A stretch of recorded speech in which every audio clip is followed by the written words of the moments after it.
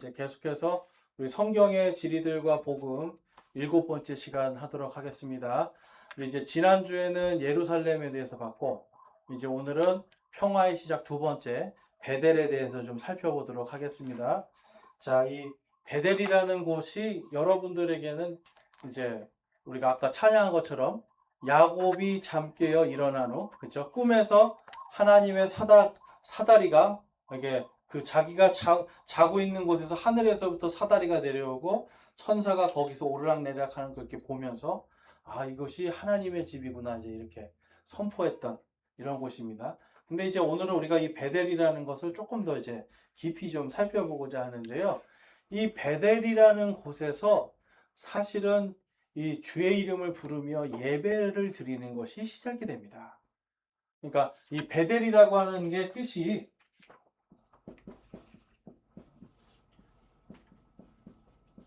벳은 집이라는 뜻이고요. 엘은 하나님이에요. 그러니까 무슨 뜻이에요? 하나님의 집입니다. 하나님의 집. 자, 그런데 지금 여기서 보면 이 사진을 보시면 하나님의 집인데 뭘 세워놨어요? 돌멩이, 자기가 베고 자던 돌멩이 하나 세웠단 말이에요. 그러니까 이게 지금 건물의 집을 이야기하고 있는 것이 아니라 하나님과 내가 지금 만났다라는 거예요. 하나님이 나와 함께 하신다라는 것을 지금 그것을 하나님의 집이다라고 지금 선포를 하는 거예요. 그 다음에 이 돌에다가 기름을 바릅니다. 그러니까 이 기름을 바른다는 것은 예배를 뜻하는 거거든요. 자, 그렇다면 성경에서 보면 이제 기름 부음이 있어요. 기름. 그래서 이 기름 부음은 무엇인가? 성령님하고 연결이 돼요. 성령님. 자, 예배를 드릴 때, 예배를 드린다고 하는 있을 때, 우리가 제일 중요하게 생각해야 되는 한 가지가 뭐냐면, 바로 성령님께서 함께 하신다는 거예요. 자, 여러분들이 구원을 받는 순간, 성령님 안으로 침례를 받는다라고 성경에 돼 있어요. 그러니까 구원받는 순간 여러분들이 누구에게? 성령님께 침례를 받는 거예요. 그리고 여러분과 제 안에 누가 들어와 계시게 돼요? 그때부터는? 성령님이 계시죠? 그래서 성령님이 계신 우리 성도들을 한 사람 한 사람을 뭐라고 그래요? 바로 성전이라고 부릅니다. 이거는 건물인가요? 아닌가요? 자, 여러분 분명히 말씀드리지만 교회 건물은 성전이 아니에요.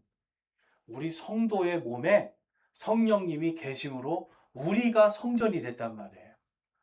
자, 지금 여기 보면은 지금 이 야곱이 여기에서 하나님께 지금 예배를 드리면서 여기가 하나님의 집이다, 성전이다 얘기를 한단 말이에요. 근데 저건 건물로서가 아니라 믿음으로 지금 하나님이 나와 함께 계시는구나. 그래서 실제로 고백해요. 아, 하나님이 어디 계신가 했더니 여기 계셨군요 하는 겁니다. 하나님이. 자, 하나님이 여러분과 함께 계시는 거 믿으세요? 네. 하나님이 그럼 여러분 안에서 어떻게 계시나요? 하나님이 여러분 안에 어떻게 계시나요? 한번 생각해 보세요. 하나님이 분명히 내 안에 계신다는데, 하나님은 어떻게 계시지, 내 안에? 어떻게 계시는 거예요? 뭐, 무당들 귀신 쓰이는 것처럼 그렇게 쓰이신 거예요, 여러분? 성령이 이렇게 쓰이신 거예요, 여러분? 네? 성경에 보면 성령님이 우리 안에서 하나님의 말씀이 기억나게 하고 명령들이 기억나게 하고 그 명령들을 행하게 해주시고요. 하나님께서 우리에게 이 성령님을 진리의 성령님으로 보내주신단 말이에요. 자, 그러면 여러분 안에 하나님의 말씀이 있잖아요. 그렇죠? 단 한 글자라도 여러분 읽지 않습니까? 그 하나님의 말씀이 여러분 안에 딱 들어가서 그 말씀이 성령님과 함께 역사하는 거예요. 그래서 하나님의 성령님이 그럼 내 안에 어떻게 계신가? 라고 한다면 우리가 쉽게 표현하자면 하나님의 말씀으로 내 안에 계십니다. 라고 할 수 있어요. 자, 이게 왜 중요하냐면 지금 이 야곱도 그렇고요. 우리가 지금 하나님의 언약을 기다리고 있잖아요. 하나님께서 주실 상속들, 이 땅에서의 상속들을 우리가 기다리고 있단 말이에요. 하나님이 주실 것들. 자, 그게 영적인 거지만 문자적으로 우리 마음속에 딱 있단 말이에요. 예수를 믿으면 오늘 죽어도 천국 간다라고 하는 이 복음이 문자적으로 딱 들어와 있단 말이에요. 그렇죠? 하나님의 이 말씀이 계속해서 역사하는 거예요. 우리 안에서. 그래서 성경에 보면 구약 시대의 사람들이 하나님의 말씀에서 떠날 때 우리 다윗도 그 고백을 해요. 자기가 밧세바와 간음한 다음에 그거를 이제 나단이라는 대언자가 너 잘못했어. 그랬더니 바로 그 자리에서 아, 주님, 제발 주의 성령을 제게서 거두지 마십시오. 막 간절히 해요. 그럼 그 안에 지금 그 안에 성령님이 계셨는데 자기가 볼 때는 자기가 하나님 말씀에서 떠났잖아요. 그러니까 내가 성령님이 나와 함께 계시지 않는다라는 생각을 하는 거예요. 그래서 주의 성령을 거두지 마옵소서 하면서 계속 간절히 구한단 말이에요. 자, 오늘날은 하나님께서 우리에게 성령님을 주심을 통해서 이제는 이 성령님이 다윗 시대보다도 더 우리를 강하게 붙들어 주시는 거예요. 그때는 정말 성령님이 나가기도 했어요. 들어왔다 나갔다 하셨어요. 그런데 지금은 성령님이 끝까지 우리를 보증해 주신다. 자, 그래서 우리 모두는 다 어떤 사람들이다? 성령님의 기름 부음 받은 사람입니다. 자, 따라해 보겠습니다. 우리는 성령님의 기름 부음 받은 사람이다. 자, 기름 부음 받은 사람들이기 때문에 자, 성경에 보면 기름 부음 받은 세 가지의 직분이 있어요. 뭔가요? 뭐가 있을까요? 왕이 있고 왕과 제사장과 그 다음에 대언자가 있어요. 자, 이 세 개의 직분은 다 성령님의 기름 부음을 받는 거예요. 그래서 우리 찬양할 때 보면 우리 교회 찬양에 보면 우리를 왕들과 제사장으로 부르셨다. 요한계시록에 가면 우리를 왕들과 제사장으로 부르셨다. 계속 요한계시록의 이야기는 믿는 자들이 다 왕과 제사장이라고 얘기를 해줘요. 왜 그래요? 우리가 누구에게 기름 부음 받았기 때문에? 하나님의 성령님으로. 그러니까 여러분, 목사만 왕이나 제사장 이게 아니라 모든 믿는 자들은 다 왕과 제사장의 기름 부음을 받았어요. 그 다음에 또 하나님께서 우리에게 고린도후서 5장에 가보면 하나님께서 우리에게 말씀을 맡기셨대. 뭘 맡기셨다고요? 말씀을 맡겼어요. 그럼 여러분 안에 지금 뭐가 있는 거예요? 말씀이 있죠. 그래서 우리가 대언자의 사역을 하는 거예요. 말씀이 있는 사람들은 하나님의 말씀으로 대언을 하는 겁니다.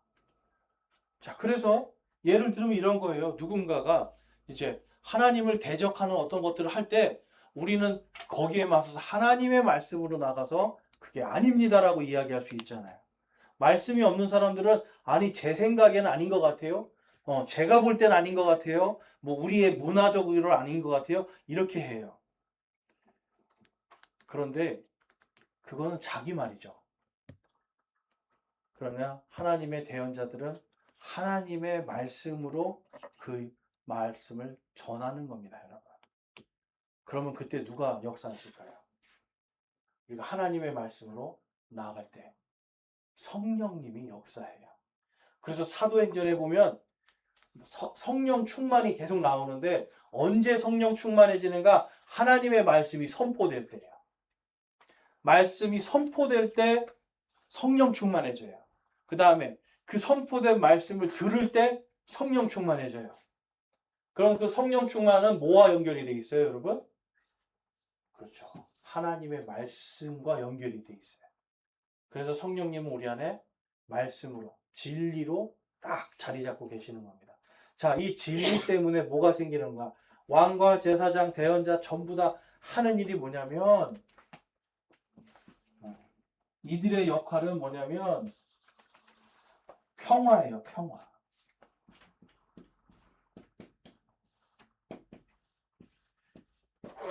왕이 무슨 일을 해요, 여러분? 왕이 하는 일은 적군으로부터 우리나라의 평화를 지키는 거예요. 우리나라가 지금 가난과 기근으로 지금 평화가 깨지잖아요? 그럼 왕이 해야 되는 일은 뭐예요? 가난과 기근을 막을 수 있도록 계속해서 기도하고 연구하는 거예요. 외국하고도 계속해서 전쟁을 할지 우리가 그냥 우리가 굴복을 해야 될지 어떻게든지 내 백성들을 살리는 일을 하는 걸 왕이 하는 거예요. 자, 이 사람도 평화를 위해서 일하죠. 제사장은 하나님과 인간 사이에서 평화를 만드는 사람들이에요. 하나님과 인간. 그러니까 하나님께서 우리를 왕과 제사장으로 세우셨다라는 건 뭐냐면 평화의 일꾼들로 세우는 겁니다. 그래서 복음도 여러분, 복음이 뭐냐면 평화의 복음이에요. 평화의 복음으로 신을 신는다 말씀하잖아요. 그렇죠? 뭐예요?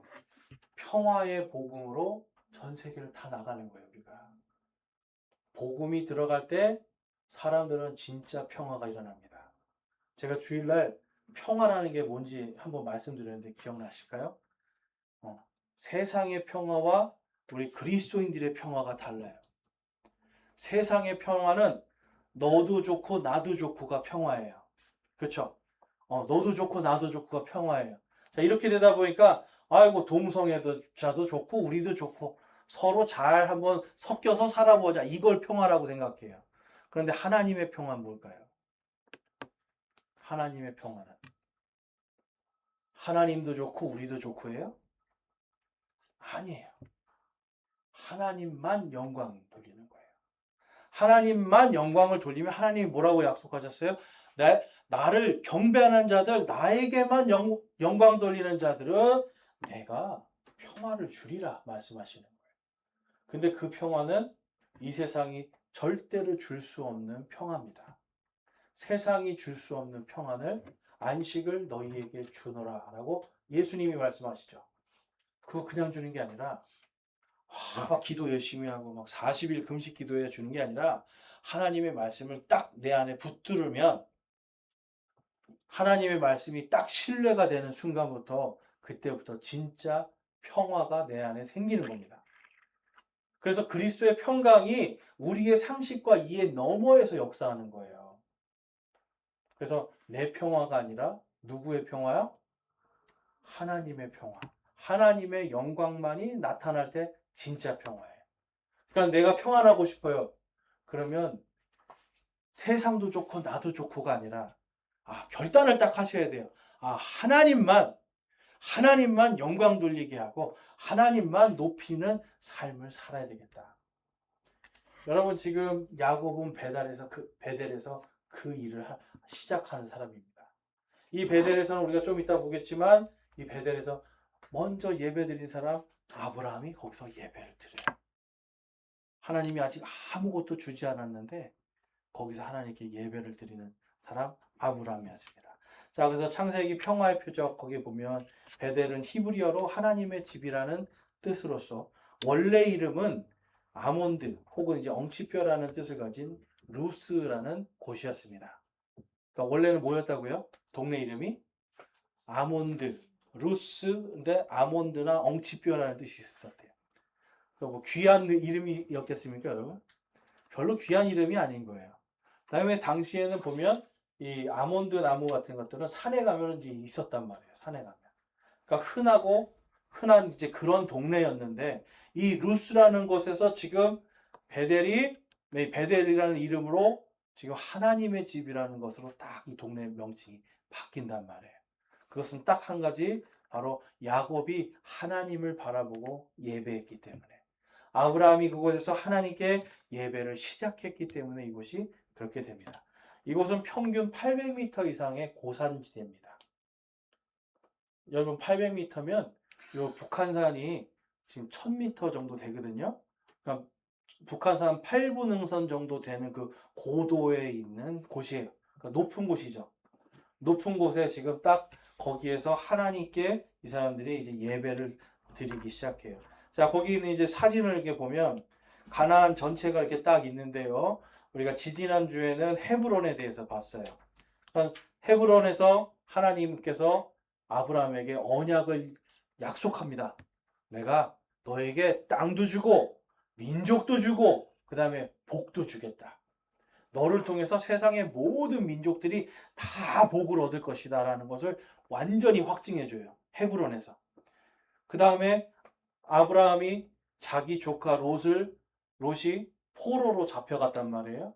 그래서 포로로 잡혀간 롯을 318명의 자기 종만 데리고 와서 엄청난 군대를 다 사륙하고 돌아오면서 어디로 오느냐?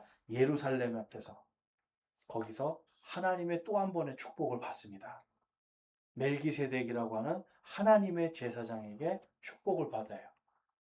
자, 이 멜기세덱은 누군가 봤더니 히브리서에 가봤더니 그분이 바로 예수님이다. 이제는 혈통으로서의 제사장 시대가 아니라 이 멜기세덱처럼 믿음의 제사장 시대가 열렸다라고 기록하고 있어요. 자, 그럼 저와 여러분이 신분이 뭐라고 했어요? 아까 기름 부음 받은 왕과 제사장이죠. 예루살렘이라는 거, 살렘이라는 뜻 자체가 평화예요. 평화. 예루는 도시라는 뜻이고 살렘은 평화입니다. 여기에서 지금 하나님께서 이 아브라함을 통해서 온 세상이 이제 아브라함의 씨를 통해서 나올 그 한 분을 통해 온 세상이 평화, 하나님의 평화가 설 것을 하나님께서 보여주시는 거예요. 자, 그러니까 이러한 지금 하나님의 언약 가운데 중요한 도시들 헤브론, 예루살렘 이게 봤어요. 자, 근데 그 위에 이제 조금 올라가면 AI가 아니라 I입니다. I성이 있고요. 거기에 이제 그 네모난 색으로 제가 또 아브라함이라고 썼죠. 원래 아브라함이 맨 처음에 가나안 땅에 들어오자마자 이곳 바로 베델과 아이성 사이에서 하나님께 예배를 드리는데요. 여기가 전체가 다 지금 베델 산지예요, 산지. 그래서 위치가 중요한 게 아니라 이 베델이라는 지명에서 지금 하나님께 예배 드리는 것들을 하고 있다는 것을 볼 수 있습니다. 자, 그래서 이러한 것들이 지금 베델에서 이루어지고 있는데요. 창세기 12장 8절에 가보면 그가 베델의 동쪽 고산지대 거기에 장막을 치고 하나님께 제단을 쌓고 예배를 드렸다라고 기록되어 있습니다. 그래서 그 밑에 있는 성경 말씀 이제 보면 8절에 거기서 떠나 베델의 동쪽에 있는 산으로 이동하여 장막을 쳤는데 서쪽은 베델이요 동쪽은 아이더라.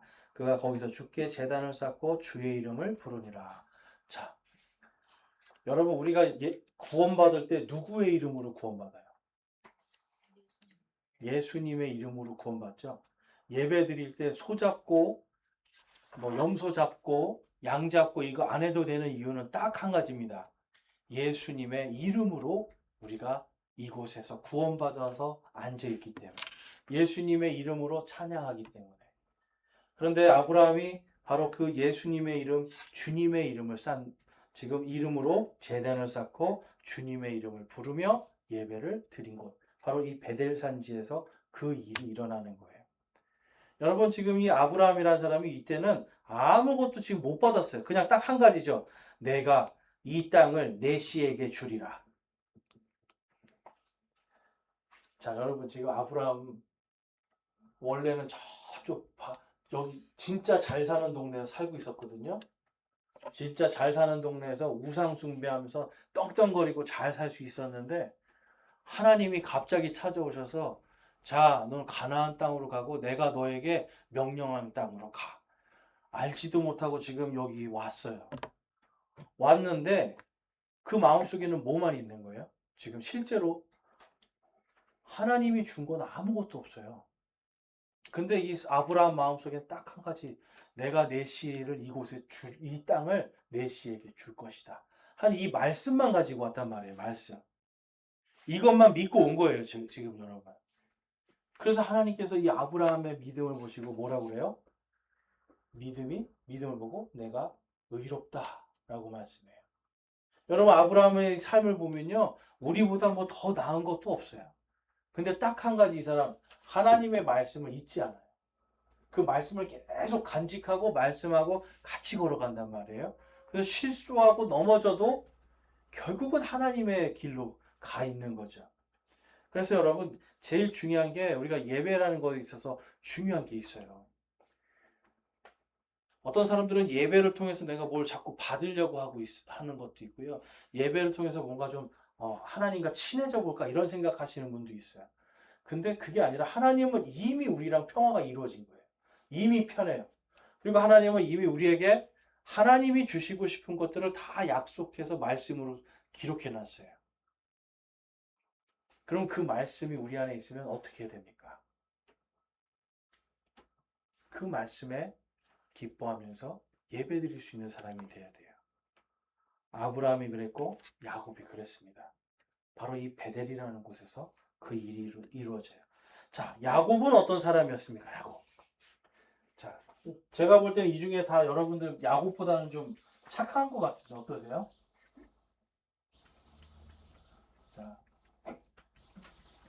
우리 시원 형제님, 야곱보다 본인이 좀 착한 것 같지 않아요? 네? 아닌 것 같아요? 그 적어도 동생 속이지 않았잖아요. 네? 자, 야곱 어떤 사람이요? 딱 기회를 보고 있다가 형이 배고픈 틈을 딱 타가지고 형, 이 죽 한 그릇 줄 테니까 장자권 팔아라. 에이, 배고파 죽겠는데 그게 무슨 상관이냐 하면서 아주 교묘하게 뺏었죠. 그 다음에 또 어때요? 이제 아버지한테 축복받으러 가야 돼. 근데 형 몰래. 그러니까 여기다가 털 붙이고 형 옷 입어서 형 냄새 풍기고 딱 가가지고 그러니까 이 아버지 이삭이 눈이 안 보이니까 이게 목소리는 아무리 봐도 목소리가 이게 아닌 것 같은데 그렇죠? 그런데 아무리 봐도 그 보자서 만져보니까 어때요? 이 만져보니까 에서가 맞네. 그런데 분명히 목소리는 야곱인데 자 형도 속이고 아버지도 속이고 도망가서 또 가면 저기 어디 가죠? 또 삼촌 집 가서도 나중에 보면 삼촌 양들을 또 다 또 뺏어. 하나님께 막 간절히 하면서 요 막대기 놓은데 지나간 애들은 딱 삼촌하고 약속을 하거든요. 줄무늬 지고 뭔가 안 좋은 애들은 다 제가 갖고 좋은 건 삼촌 다 가지세요 해놓고 막대기 하나 딱 놓고 거기 이제 지나가는 애들은 이상하게 줄무늬 나는 애들을 낳는 거야. 네? 그러니까 이 사람도 참 대단한 사람이에요, 여러분. 그러니까 세상을 약간 자기 꾀로 사는 것 같지만 이 사람이 놓치지 않는 게 한 가지가 있어요. 뭐냐면 하나님께서 나를 다시 베델로 보내주실 것이다. 하나님께서 베델에서 나에게 하신 그 약속을 하나님께서 진짜 들어주실 것이다라는 것을 믿고 있는 거예요. 그래서 이 야곱이라는 사람이 다른 걸 다 봤을 때는 거짓말쟁이고 속임수하고 속이고 막 이러지만 이 사람의 믿음에서 딱 한 가지 뭐냐면 하나님의 말씀과 동행하는 사람이라는 거예요. 여러분 성경을 왜 읽어야 되는 줄 아세요? 성경을 왜 읽어야 되는 줄 아세요? 성경을 모르면 하나님과 동행할 수가 없습니다. 제가 아까 평화는 내가 아는 평화랑 하나님의 평화가 다르다고 말씀드렸잖아요. 성경을 모르면 다 내 평화로 살아요. 그런데 성경을 알면 하나님의 평화로 살기 시작하고 하나님과만 평화를 이루면 되는구나 하는 거예요. 그런데 봤더니 우리는 이미 예수님 때문에 하나님과 평화가 이루어졌대요. 그것 때문에 성령님이 기름 부음으로 우리 안에 계신대요. 자, 그러면 어떻게 살아요? 이제부터는. 이 진짜 예배자로 살아가는 거예요. 진짜 예배자. 예배를 열심히 다니는 게 진짜 예배자일까요? 아니면 하나님이 원하시는 예배는 우리 마음을 다하고 혼을 다하고 힘을 다하는 예배일까요? 너무나도 쉬운 대답이죠. 마음을 다하고 혼을 다하고 힘을 다한다. 이거는 이 자리에서만이 아니라 이 자리 떠나서 밖에서도 내 마음과 내 생각 그리고 힘 내가 육체적으로 살아가는 모든 곳에서 하나님을 사랑하는 진정한 삶의 예배가 이루어져야 된다는 겁니다. 자, 창세기 28장 12절에서 14절 말씀 한번 같이 읽어볼게요. 하나님께서 이 베델에서 야곱에게 하신 약속입니다. 자, 시작. 그가 꿈을 꾸었는데 보라 사닥다리가 땅 위에 세워졌고 그것의 꼭대기는 하늘에 닿았더라. 또 보니 하나님의 천사들이 그것 위에서 오르락내리락 하더라. 또 보라 주께서 그 위에 서서 이르시되 나는 주니 곧 내 조상 아브라함의 하나님이요 이삭의 하나님이니라. 내가 누운 땅을 내가 너와 내 씨에게 주리니 내 씨가 땅의 티끌같이 되어 내가 동서남북으로 널리 퍼지며 너와 내 씨 안에서 땅의 모든 가족들이 복을 받으리라. 아멘. 여러분, 지금 뭐 금 준다고 써놓았어요? 금 주고 은 주고 뭐 이런 거 써놓으셨어요? 아니죠. 여기서 제일 큰 복이 뭔지 알아요? 내 씨 안에서 이 땅의 모든 가족들이 복을 받을 것이다. 여러분, 이게 무슨 뜻이냐면 이 세상의 중심이 바로 네가 될 것이다. 이거 얘기하는 거예요. 근데 이스라엘 지금 한번 보세요, 여러분. 세상의 경제적인 것, 정치적인 것 다 이스라엘 중심으로 돌아가고 있죠. 이 세상에 여러분 이스라엘이라는 나라를 빼고 세상 국제 정치나 국제 경제를 논할 수가 없어요. 그래서 하나님께서 그들 중심으로 세상이 이루어질 걸 약속하셨는데 더 그 위에 보면 그들이 다 흩어져도 어떻게 하신대요? 동서남북으로 널리 퍼져도 그들을 다시 하나님이 세우시는 거예요. 그러니까 동서남북으로 널리 퍼지지만 결국은 그 땅은 영원히 니네 것이다. 이렇게 약속해 주시는 거예요. 여러분, 이 말씀을 지금 야곱이 마음속에 다 품고 있는 겁니다. 이 말씀 품고 있는 거예요. 그래서 야곱에게는 아직까지 뭐 하나 받은 게 없는데 지금 이때부터 가서 삼촌 라반 집에 가서 완전히 종보다 못한 삶을 살거든요. 일한 거만큼 돈도 못 받고 둘째 딸을 사랑했는데 첫째 딸한테 결혼시켜버리고 또 일하라고 해서 또 일하고 계속 압박과 핍박 속에서 살게 되는데 그럼에도 불구하고 야곱은 계속 이 베델을 생각하면서 하나님의 집으로 내가 반드시 하나님이 돌아오게 해주신다. 이거를 기다렸던 겁니다. 그 밑에 15절에서 17절 보면 창세기 28장에서도 지금 하나님이 15절에서도 계속 말씀하시는 게 다시 데려올 것이다. 여러분, 이 약속은 지난 2000년 동안 한 번도 변함이 없습니다.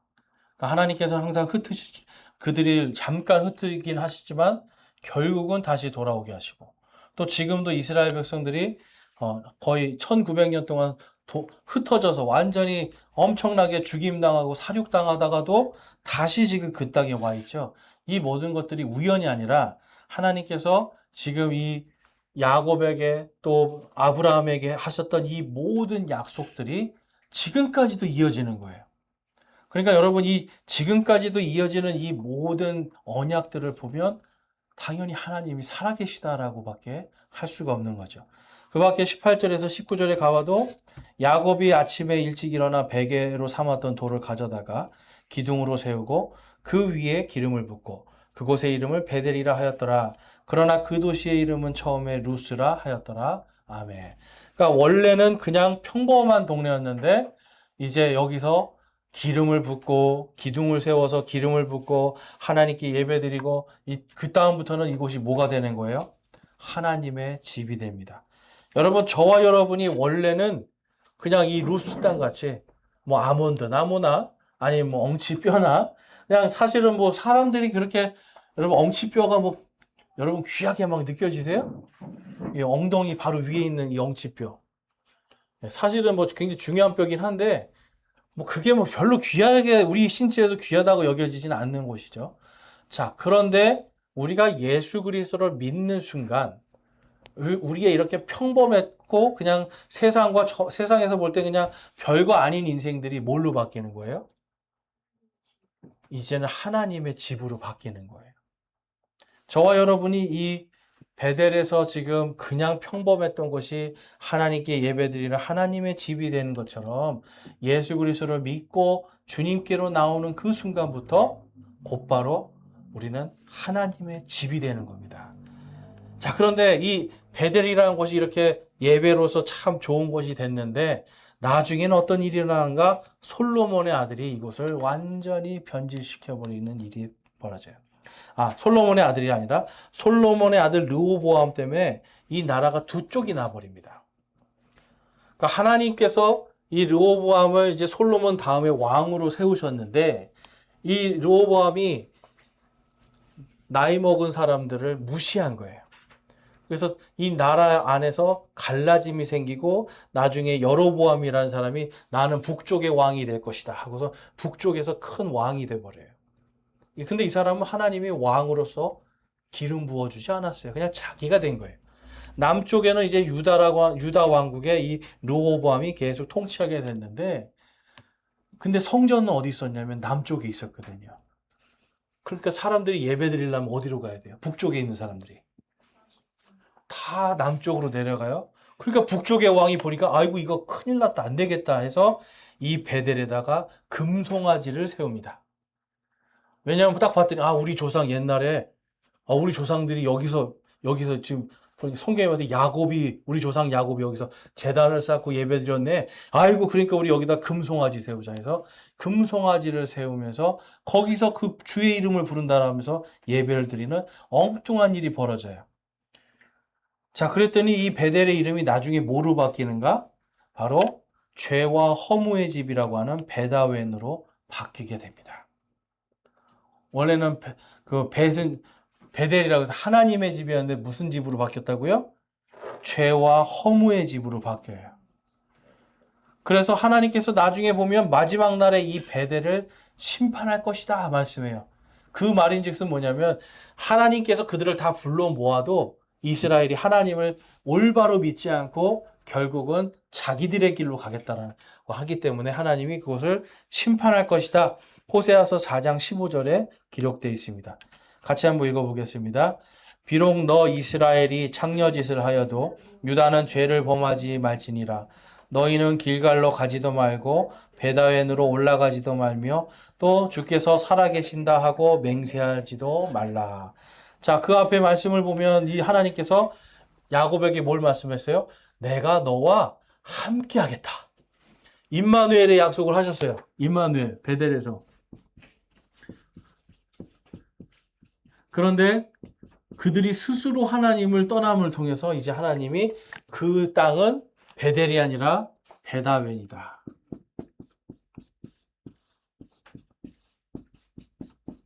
라고 말을 해요. 하나님께서 함께 하시겠다고 하는데 인간이 스스로 하나님을 멀리 한다니까요. 여러분, 하나님께서 성경에 보면 예수님께서 우리와 세상 끝까지 함께 하시겠다라고 약속을 했어요. 교회에. 그런데 어때요? 교회가 스스로 하나님을 떠나간다니까요. 스스로 금송아지를 세우는 거예요. 여러분, 그래서 오늘날도 보면은 교회에 얼마나 많은 금송아지들이 세워집니까? 다른 거 아니죠. 교회를 통해서 복 받는 거, 기복주의, 물질 만능주의, 교회에서 뭔가 자꾸만 성직자 계급주의, 이런 거에서 교회에서 뭔가 하나님이 아니라 자기를 높이고, 우리는 세상에서 이름을 내보자. 그래서 뭘 해요? 세상에서 제일 큰 교회 세우자. 제일 큰 교회 세워보자. 세상에서 우리 이름을 널리 알리고 흩어짐을 면하게 해보자. 어디서 듣던 말 아닌가요? 어디서 듣던 말인가요? 네? 어디서 들어봤어요, 여러분? 바벨이에요, 바벨탑. 여러분, 오늘날 교회들이 교회 안에서 얼마나 많은 바벨 탑을 쌓고 있는지. 그래서 베델이 되어야 하나님의 집이 되어야 되는데 죄와 허무의 집으로 바뀌고 있는지 우리가 정말 통탄할 노릇입니다.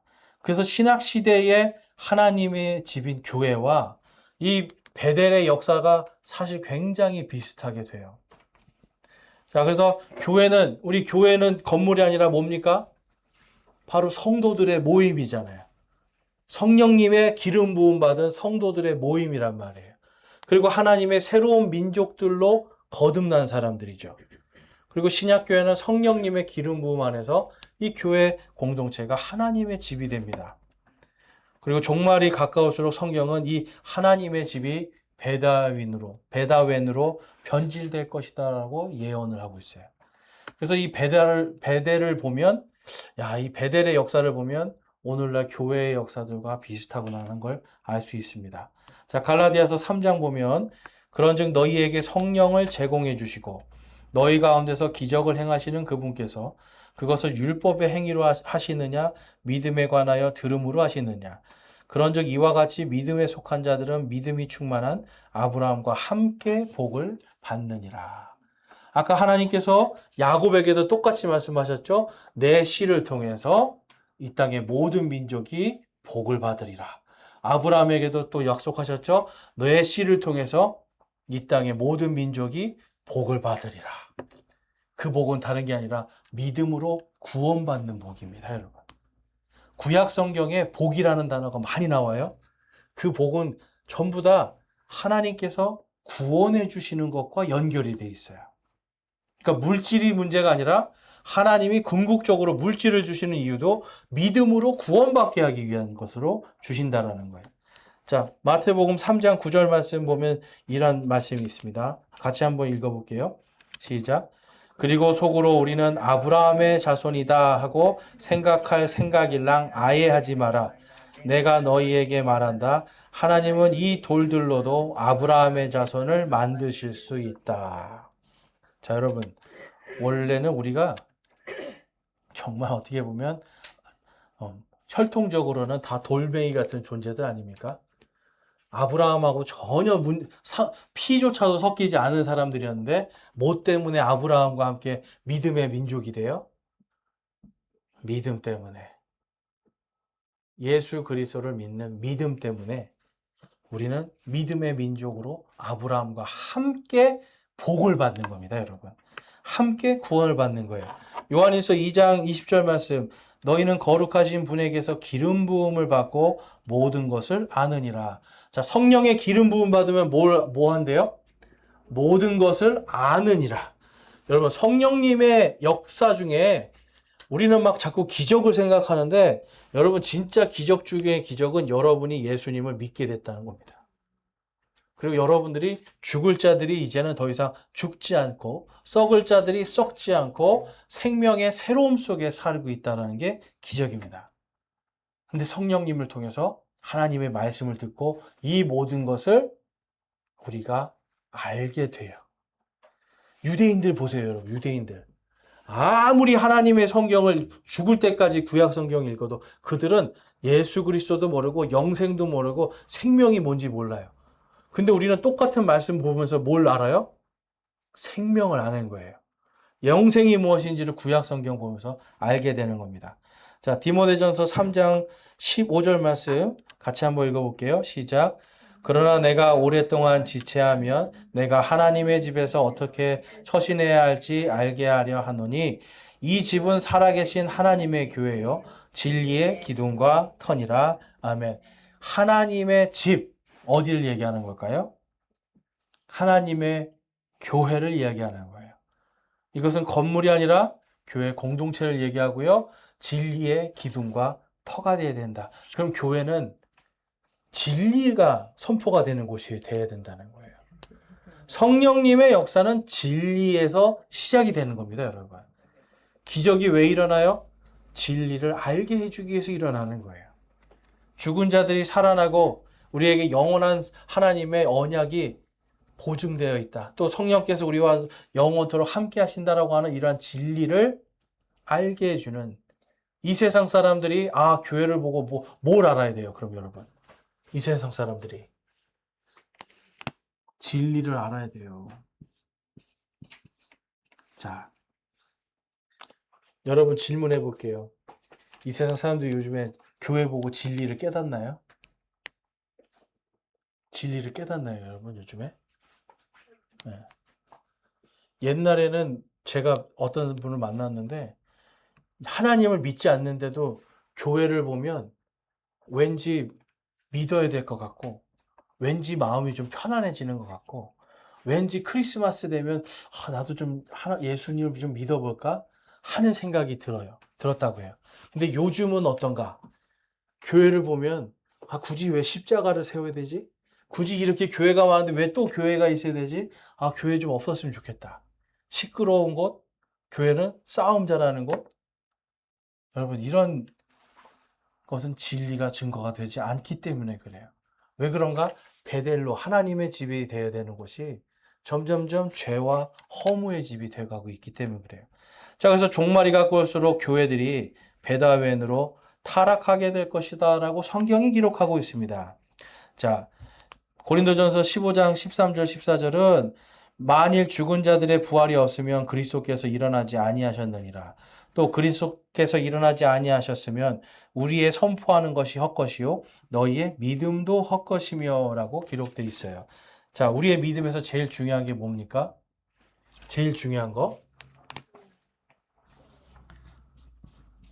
쉽게 말해서 영생이 제일 중요해요. 영원한 생명이 중요해요. 그런데 이 영원한 생명의 확실한 표적은 부활밖에 없거든요. 그런데 이 부활에 대한 믿음이 고린도전서가 쓰여질 때도 교회 안에서 흔들렸다는 거예요. 부활은 실제적인 사건이 아니라 이거는 그냥 영적인 사건입니다. 우리가 그냥 이 땅에 요즘에 그런 사람들도 있어요. 그냥 부활은 영적인 거고 부활은 실제적인 부활은 없다. 이렇게 가르쳐요. 그리고 부활은 신화지. 그건 그냥 하나의 어떤 기독교에서 믿는 신화적인 이야기지. 그거는 실제 이야기가 아니다라고 가르쳐요. 여러분 그러면 교회가 만약에 그렇게 가르친다면 그건 여러분 하나님의 집입니까? 죄의 집, 허무의 집입니까? 그 허무의 집이에요. 왜냐면 여기서 너희가 부활을 믿지 않는 거 너희의 믿음도 헛것이기 때문이다. 예수 그리스도의 부활이 선포가 되지 않고 믿지 않는다면 여러분 믿음은 헛것입니다. 그 밑에 요한일서 4장 3절에 보면 예수 그리스도께서 육체 안에 오신 것을 시인하지 아니하는 영마다 하나님께 속하지 아니하였나니 우리 그 다음 하반절 같이 한번 읽어볼게요. 시작. 이것은 적그리스도의 그 영이니라 그것이 오리라는 말을 너희가 들었거니와 그것은 지금 이미 세상에 있느니라. 아멘. 예수님께서 육체 안에 오신 것을 시인하지 아니하는 영. 여기서 보면요. 이게 육체 안에 오신 것이 되는데요. 이거 좀 더 우리가 깊이 들어가 보면 영어 성경에 가보면 육체가 되신 것까지도 돼요. 예수님이 육체로 부활하신 것. 왜냐면 여기서 현재형으로 되어 있거든요. 현재. 예수님이 현재 육신이 되어 있으신 상태. 이거를 믿지 아니하는 영은 다 누구의 영이다? 적그리스도의 영이다라고 기록하고 있습니다. 근데 그게 이미 세상에 있다라고 기록해요. 그러니까 이때부터 하나님의 집이 아니라 죄와 허무의 집들이 있었다라는 걸 알 수 있죠. 데살로니가후서 2장 3절 말씀 같이 읽을게요. 시작. 아무도 어떤 방법으로든 너희를 속이지 못하게 하라. 먼저 떨어져 나가는 일이 일어나고 저 죄의 사람 곧 멸망의 아들이 드러나지 아니하면 그날이 이르지 아니하리라. 아멘. 바로 이 멸망의 아들 적그리스도가 나타나기 전에 사람들은 전부 다 진리에서 떠날 것이다. 근데 지금 여기 누구에게 얘기해요? 믿지 않는 자에게 이야기하는 걸까요? 아니면 데살로니가 교회 사람들에게 이야기하는 걸까요? 교회 사람들한테 얘기하는 거예요. 마지막 때가 되면 사람들이 헛된 거를 믿게 돼요. 죄의 사람 멸망의 아들이 이 적그리스도가 그냥 일어나는 게 아니라 여러분 성경에 보면 많은 사람들이 환영을 받습니다. 환영을 받아요. 오히려 하나님의 말씀을 선포하는 두 대언자는 사람들이 굉장히 미워하게 되는 일이 생겨요. 마지막 때가 되면 될수록 교회들은 진리에서 떠난다. 성령님에게서 떠나가는 일이 생기게 됩니다. 자, 디모데전서 6장 3절과 5절 말씀 같이 읽어보겠습니다. 시작.